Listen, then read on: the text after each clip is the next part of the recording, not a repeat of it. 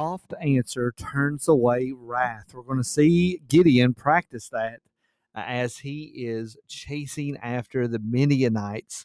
So in verse 1 of chapter 8, then the men of Ephraim said to him, remember, the Ephraimites were called toward the very end. And they said, what is this you've done to us, not to call us when you went to fight against Midian? You've disgraced us by not having us here at the beginning. Notice they accused him fiercely. So they were really giving it to him. They're giving him a tongue lashing. But here is him using a soft word to turn away this wrath. He says, what have I done now in comparison with you? Is not the gleaning of the grapes of Ephraim better than the grape harvest of Abiezer, which is where he is affiliated, where he's from, where he is affiliated with? So he's saying, hey, the Ephraim, the gleaning of the grapes, like when you come back after you've picked all the grapes and you're just getting the leftovers, what you glean is way more than our entire harvest.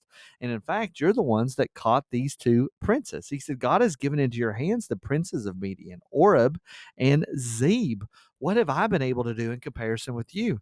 So he just talks about how great they are. He gives them that soft answer. And now it says they're not angry anymore. Then their anger against him subsided when he said this.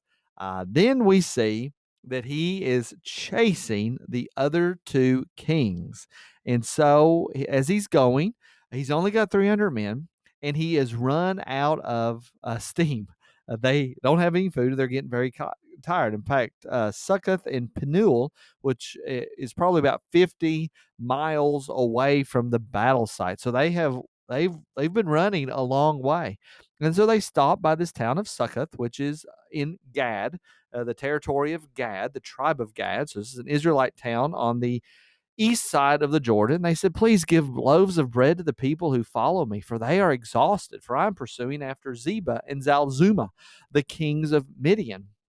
But the people of Succoth, the officials, said, have you already captured Zebah and Zalzuma? Are they already in your hand that we should give bread to your enemy? You see, they're afraid to support Gideon because the Midianites have been in charge for the last 7 years, and they're definitely in charge of their territory. And they're saying, we're not going to be considered traitors. So if you don't have Zebah and Zalmunna already in your hand, then we're not giving you any food.